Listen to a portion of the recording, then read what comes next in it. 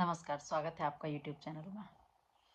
आज मैं रामायण के बारे में कुछ बहुत चर्चित बातें बताने वाली हूँ जो कि उत्तर प्रदेश या भारत कोई नाम ही नहीं था, जो कि कई जगहों है जनपद थे, तो उसके बारे में आज मैं बताने वाली हूँ आपको।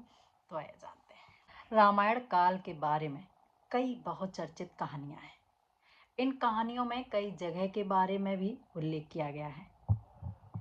वर्तमान में जो स्थान भारत की सीमा से बाहर है या जो अलग पड़ोसी देश का रूप ले चुके हैं, वे भी रामायण काल में हमारे ही देश में माने जाते थे। रामायण काल के बारे में कई बहुत चर्चित कहानियां हैं। इन कहानियों में कई जगहों के बारे में उल्लेख किया जाता है। वर्तमान में जो स्थान भारत की सीमा से बाहर माने जाते हैं या जो पड़ोसी देश का रूप ले चुके हैं, वे रामायण काल में हमारे ही देश में माने जाते थे। ऐसे में कई बार मन में सवाल आता है कि रामायण काल में भारत की सीमा कहाँ कहाँ पर थी और कितना वर्तमान भारत के राज्यों की त्रेता युग में क्या स्थिति थी। सबसे पहले इस बात का उल्लेख करना जरूरी है कि रामायण काल में वर्तमान की तरह भारत नाम का कोई देश नहीं था, बल्कि रामायण काल में आज के कई प्रमुख राज्य अन्य देश के रूप में माने जाते थे, जिनकी भाषा, रीति रिवाज, संस्कार आदि में कई समानताएं थी। तो वहीं वर्तमान समय में रामायण काल के ये प्रमुख शहर और जनपद अलग अलग सीमाओं में बढ़ चुके हैं। तो वहीं लंका अब श्रीलंका का रूप ले चुका है। जो रावण की लंका थी वो श्रीलंका का रूप ले चुकी है, जबकि सुरसैन अब मथुरा शहर के रूप में उत्तर प्रदेश राज्य का हिस्सा है। वहीं रामायण काल में कई अन्य प्रमुख नगर जैसे उज्जैन, अवध, मिथिला भी बड़े राज्यों का हिस्सा बन चुके हैं। आइए जानते हैं रामायण काल में भारत कैसा था। तो रामायण काल यानी 5114 ईस्वी 5114 ईस्वी में भारत में 9 प्रमुख महाजनपद थे।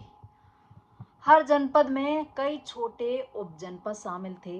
ये 9 महाजनपद मगध, अंग, बिहार, अवंती, उज्जैन, अनूप, नर्मदा तट पर महेशमती, सुरसैन, तो ये मथुरा, धनीप, सुरसैन, मथुरा, धनीप राजस्थान, पांड्य तमिल, विद्युन विद्युन मध्य प्रदेश और मलय मलावार थे। केकई, कौशल, अवध और मिथिला जैसे कई जाने माने जनपद इन्हीं महाजनपदों के अंदर आते थे। इनके अलावा कई अन्य प्रसिद्ध क्षेत्र भी थे। इनमें अवध के कई, कौशल, प्रयाग, चित्रकूट, जनकपुर, मिथिला, दंडकारण्य, महाकांतर, तालीमनार, किष्किंधा, रामेश्वरम, लंका, कपिल, नौमिषारण्य, गया, अवंतिका, सुरसैन, मथुरा, कंबोज, कुशावती, दर्शाड़, विदिशा, निषाद, काशी, पंचवटी और मलय शामिल थे। यह समय रामायण काल का माना जाता है। वर्तमान समय में रामायण काल के ये प्रमुख शहर और महाजनपद अलग अलग सीमाओं में बढ़ चुके हैं। लंका अब श्रीलंका का रूप ले चुका है, जबकि सुरसैन अब मथुरा शहर के रूप में उत्तर प्रदेश राज्य का हिस्सा है। वहीं रामायण काल में कई अन्य प्रमुख नगर जैसे उज्जैन, अवध, मिथिला भी बड़े राज्यों का हिस्सा बन चुके हैं। पौराणिक कहानियों को प्रमाणित करने के लिए कई इतिहासकारों ने सिंधु घाटी सभ्यता, रामायण काल और महाभारत काल कई शोध किए गए हैं। शोधकर्ताओं का दावा है कि रामायण सिंधु घाटी की सभ्यता से भी बहुत प्राचीन है। इसे आप यह कह सकते हैं कि सिंधु घाटी सभ्यता भगवान राम के समय फली फूली।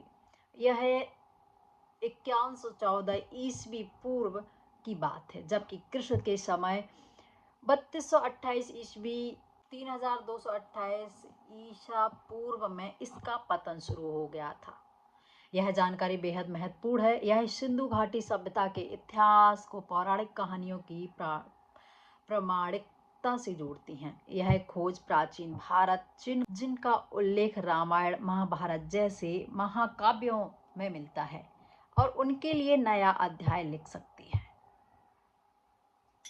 अगर आपको कहानी अच्छी लगी हो, चैनल को लाइक, शेयर एंड सब्सक्राइब करें। बेल आइकन को दबाना ना भूलें।